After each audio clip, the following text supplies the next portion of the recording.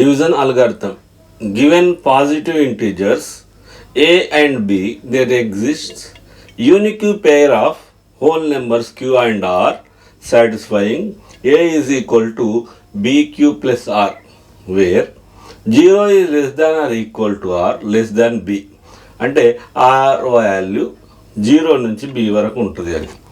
So ఇక్కడ a is equal to bq plus rను మనం ఏమంటామంటే డివిడెండ్ అంటాం, బిని డివైజర్ అంటాం, క్యూను కోఎఫిషియంట్ అంటాం, ఆర్ను రిమైండర్ అంటాం.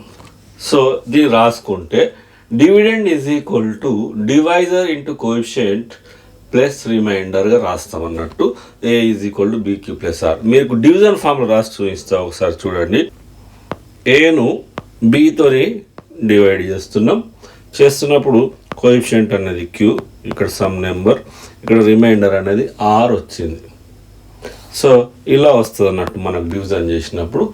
దీన్నే డివిజన్ అల్గారిథం అంటాం. Problem, right q and r for the following pair of positive integers a and B satisfying a is equal to b q plus are.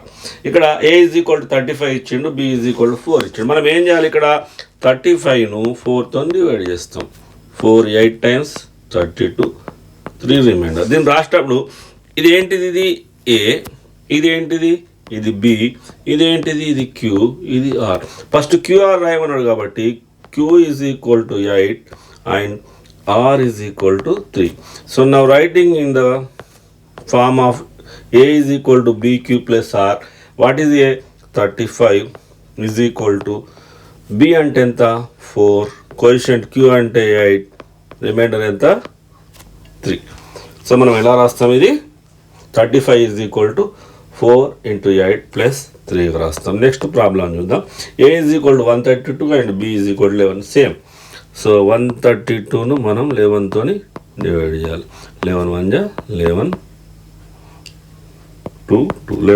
2 times 22, remainder is 0.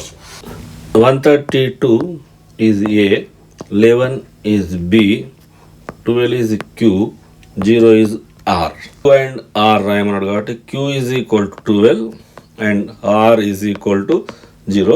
Now writing in the form of a is equal to bq plus r, 132 is equal to 11 into 12 plus 0.